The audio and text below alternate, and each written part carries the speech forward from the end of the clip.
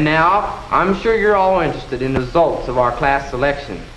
The votes have all been counted, and the new president of our senior class is Ray Medford. He is. I appreciate this honor you have given me, and I only hope I can do as well. Say, that Ray Medford sure is a swell guy. I'll say.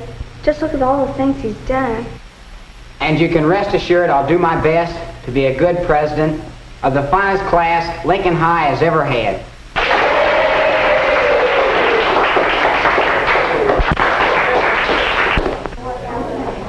Congratulations, Ray.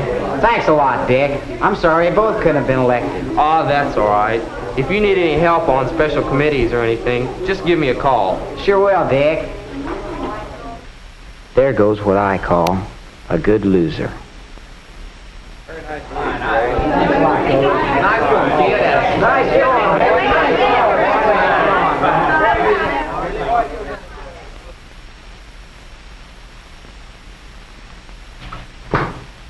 At the start of his senior year, we all knew Ray Medford as an excellent student and a swell fellow.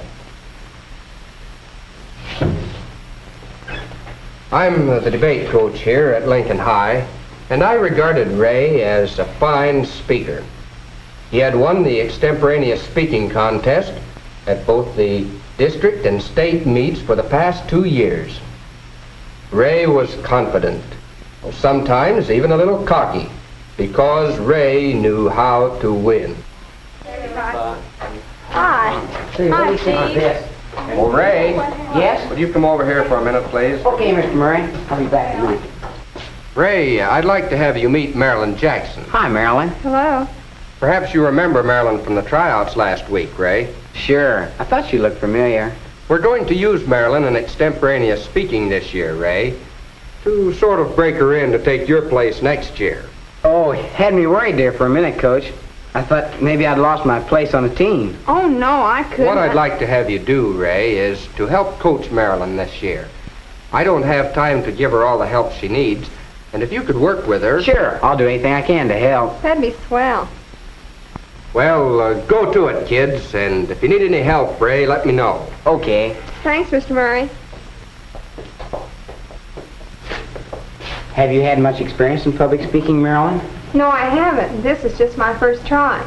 But I've heard you the last 2 years when you won the state championship for us, and you were just grand. I was just lucky. But let's see what we can do to help you. Now first, if you go over there and... Ray worked hard with Marilyn. He helped her find suitable material for practice.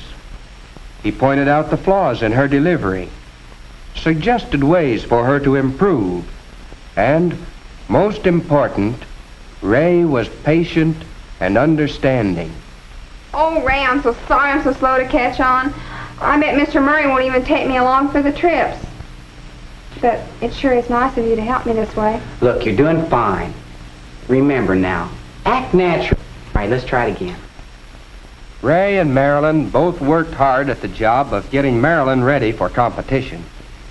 And as time went by, Marilyn improved steadily, with Ray always helping, always encouraging, always urging her to do better.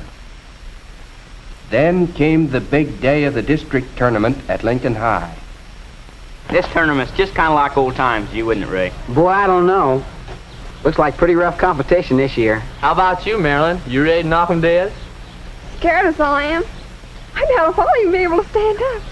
And you know what? What? I keep thinking, what if I start to speak and no sound comes out? Oh, that's okay. That's okay. You just do what I told you and you'll come out all right. All right, Coach. But I doubt if I get very far in such high-level competition as this. You wait and see. Let's go. Our team had done remarkably well in the morning, and feelings were running high when the extemporaneous speaking contest came up in the afternoon.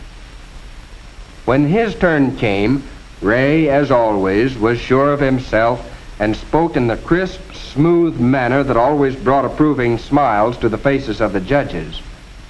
Ray was carrying the banner of Lincoln High to another championship. Marilyn was the last speaker. At first, she had a bad case of stage fright and seemed a little shy. But once she got started, she began to appear natural and warm. The more she talked, the more confident she became. Marilyn was doing all right. And the judges? Well, Marilyn had impressed them too. After their conference, in which they weighed the merits of the contestants, the judges announced the results. Third place in the extemporaneous speaking contest goes to Mr. Frank Hobson.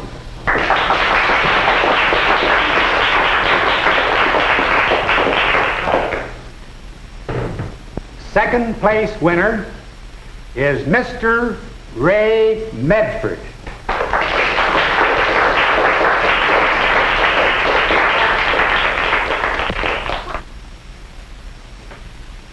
First place in the extemporaneous speaking contest goes to Miss Marilyn Jackson.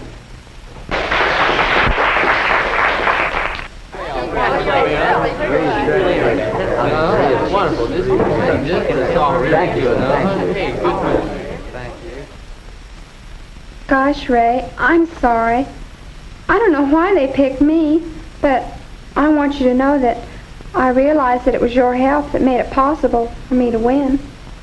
Yeah, sure. Marilyn had won fair and square. But when she saw the resentment in Ray's eyes, I'm sure she would rather have lost.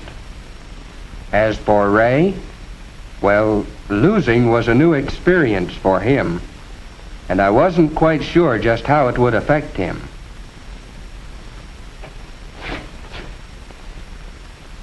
Hi, Ray. Well, how's the champ? Dad, I didn't... Lincoln didn't have much competition this year, eh? But Dad, I... Yes, sir. As I was telling the boys down at the office today, I said, he's won 2 years in a row, and he's a cinch to win a third. Dad, I didn't win. You what? I lost. Why, son, you've won the district title for the last 2 years straight. What happened? Did the judge... Marilyn Jackson won. You mean the girl you've been coaching? Well, well. Marilyn Jackson, eh? Well, what do you know about that? Hello, Ray. How'd it go? He lost. Oh, well, we'll have to lose sometime. You've had your share of winning. He lost to Marilyn Jackson. She's a little girl Ray's been getting ready to take his place. Looks to me like she got ready a little too soon, son.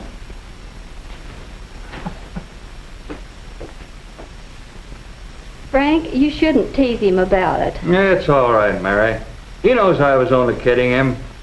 Fella's got to lose once in a while. He seemed to be taking it pretty hard. That doesn't mean a thing. Ray's always been a good winner, and he'll be a good loser, too. I hope so. Wasn't that a wonderful speech Marilyn gave you? Yes, and did you see that look on Ray's face when she got that trophy? That was so fun. Hi, Chuck. Hi, Chuck. Hi, girls. Say, Marilyn, you really surprised us. Why, now that you're district champ, your first year, why, who knows? You might be able to go ahead and win the state title for 3 years like Ray tried to do. Say, Marilyn, I bet you could. I don't think I Well, could. why not? You beat Ray, didn't you? We didn't figure you could do that either. Say, Marilyn, how did Ray take it? Oh, fine, I guess. But look, you know I couldn't have won if Ray hadn't helped me. Here he comes. Hi, Ray. Hi, Ray. Say, Ray, how about coaching me for the exhibition meet next week? Don't do it, Ray. You just can't trust these women. To learn all your techniques and then beat you at your own game, just like Marilyn did. Champ the chump in 10 easy lessons. Why don't you all shut up? Well, get him. He likes praises when he wins, but get him a little kidding when he loses. And, well, we're supposed to shut up. Oh, I don't think you should tease him about it. Well, why not? He's not any different from anyone else, is he? Well, no, but he feels bad and he lost. So and- what? He's won lots of times. Maybe that's his trouble. He's so used to being a winner, he's never learned how to be a good loser. Well, I never expected Ray to be that kind of a character. Neither did I. Well, you know what?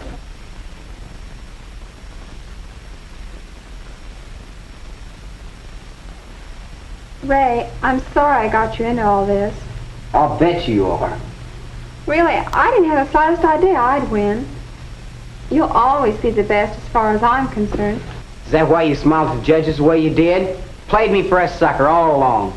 That old business of being so afraid. Poor helpless little girl. Didn't know a thing about speaking. Oh, what a laugh. Ray, I didn't. Oh, what's the use? Marilyn, I'm sorry. Ray, will you come here a minute, please? I'd like to talk to you about plans for the state contest next month, Ray. Hey there, Mr. Murray. I'm not going to be on the team anymore. Do you have a reason? Not interested, that's all. Ray, you don't like being second best very well, do you? What do you mean? I mean that since you didn't win first place for once, you've decided that if you can't be best, you won't be anything. I don't think I that- know how much winning the contest meant to you, Ray.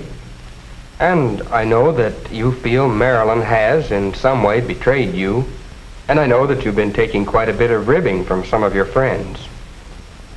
But we're a team, Ray. And as a team, we win or lose together. Marilyn's first and your second place gave us the tournament. We're district champions again, Ray, largely due to your speech and your work with Marilyn. Ray, think this thing over.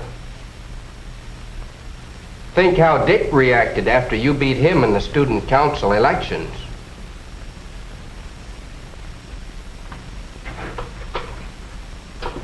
Think, Ray. You can win a lot of respect and inner strength by becoming a good loser.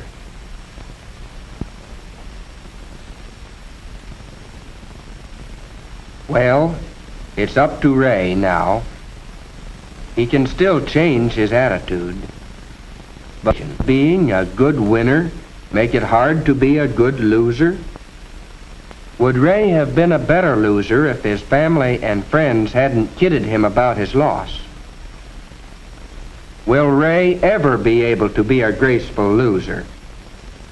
How would you have acted if you had been Ray? What do you think?